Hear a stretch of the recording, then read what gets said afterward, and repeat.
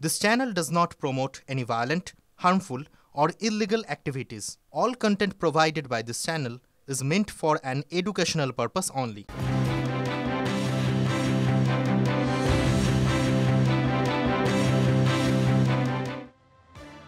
শুরু করছি সন্ধ্যে সুপার প্রাইম টাইম। আর সুপার প্রাইম টাইম মানে আপনারা জানেন ব্রেকলেস বুলেটিন, যেখানে সব বড় খবরে নজর রাখতেই হবে আমাদেরকে। এবং শুরুতেই ফলতার দিকে নজর রাখবো, কারণ সেখানে বিশেষ পর্যবেক্ষক মানে সি মুরুগান, কমিশনের বিশেষ পর্যবেক্ষক, তিনি পৌঁছেছিলেন। তারপর কি হলো? সি মুরুগানকে বিজেপির লোক বলে স্লোগান, ঝাঁটা হাতে বিক্ষোভ বেশ কিছু মহিলার। আগে 100 দিন আবাসের টাকা দিন, তারপরে এসআইআর, এমনটাই বললেন মহিলারা।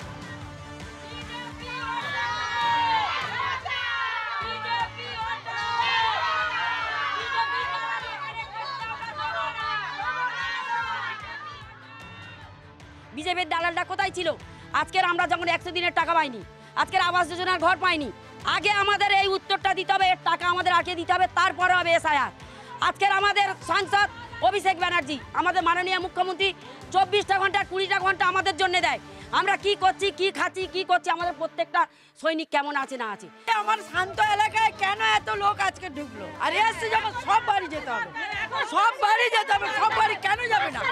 কেন একটা বাড়ি যাবে? হ্যাঁ, আমি তৃণমূল করি। 100 দিনের কাজটা আগে দিতে হবে, তারপরে এসআইআর হবে। আর এই যে আমাদের শান্ত এলাকায় কেন এত এসছে কেন? এসআইআর চেকিং করতে ইলেকশন কমিশনার থেকে এসছে। না, আমি তৃণমূল করি না।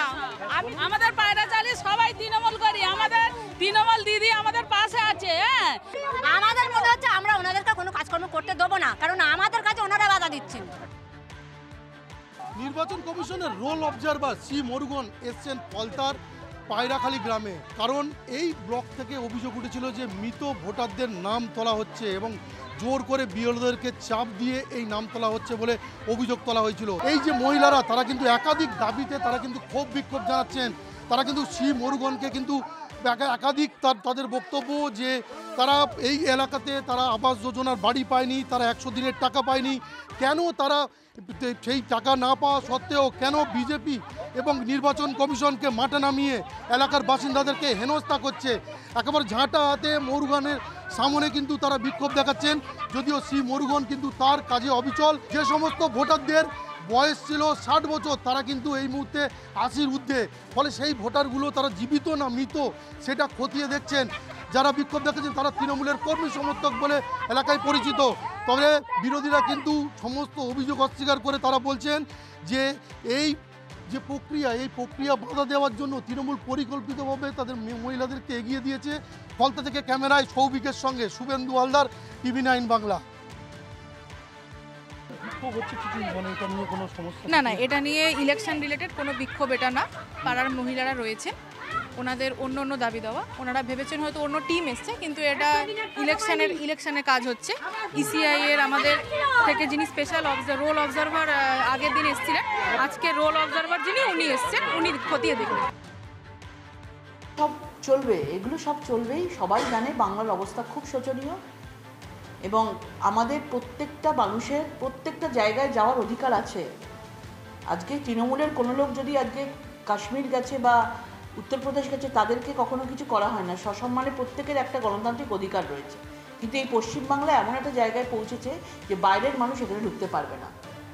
বাঙালি অবাঙালিকে একটা বিভেদ তৈরি করে দেওয়ার চেষ্টা করা হয়েছে শুধুমাত্র ভোটের স্বার্থে।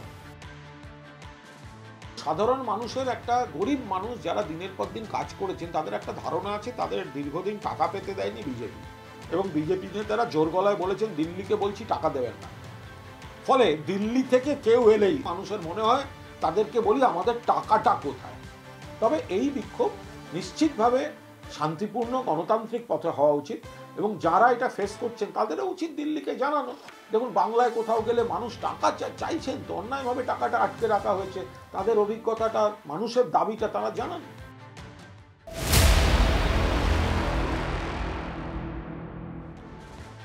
ফলতায় যে বিক্ষোভ হলো, সেই বিক্ষোভের পর সি মুরুগান তিনি দিল্লিতে রিপোর্ট পাঠালেন এবং যে ঘটনা ঘটেছে সেই ঘটনার উল্লেখ রয়েছে সেই রিপোর্টে, এমনটাই জানা যাচ্ছে। শ্রাবন্তী আমাদের প্রতিনিধি আমাদের সঙ্গে রয়েছে, শ্রাবন্তীর থেকে আরো ডিটেলসে জানবো যে ঠিক কি কি উল্লেখ রয়েছে, কি কি মেনশন করলেন সি মুরুগান সেই রিপোর্ট।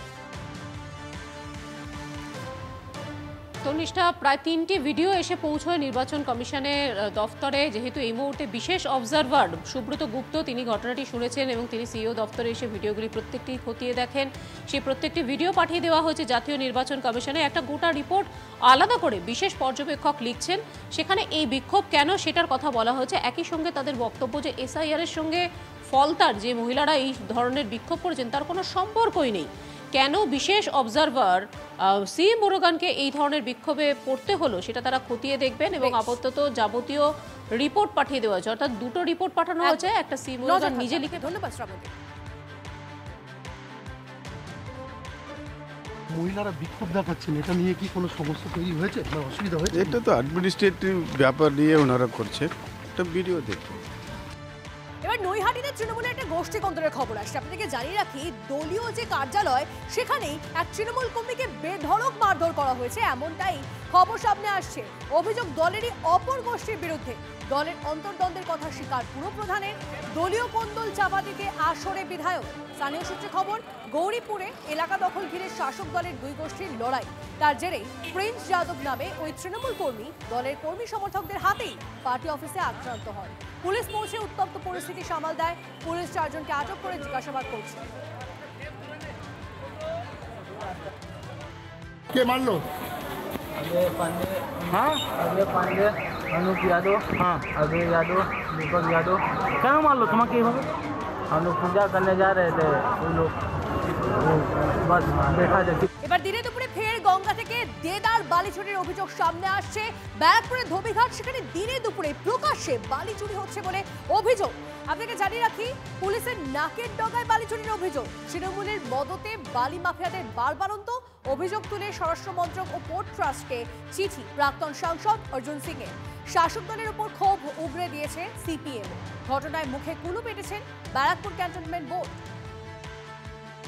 আর একবার আপনাদের জানিয়ে রাখি, যে ছবি আপনারা দেখছেন, দিনে দুপুরে ফের গঙ্গা থেকে দেদার বালি চুরির অভিযোগ সামনে আসছে। বালি মাফিয়াদের দৌরাত্ম্য ব্যারাকপুরের ধোবিঘাটে। পুলিশের নাকের ডগায় বালি চুরির অভিযোগ। তৃণমূলের মদতে বালি মাফিয়াদের বারবারন্ত। অভিযোগ তুলে স্বরাষ্ট্র মন্ত্রক ও পোর্ট ট্রাস্টকে চিঠি প্রাক্তন সাংসদ অর্জুন সিং।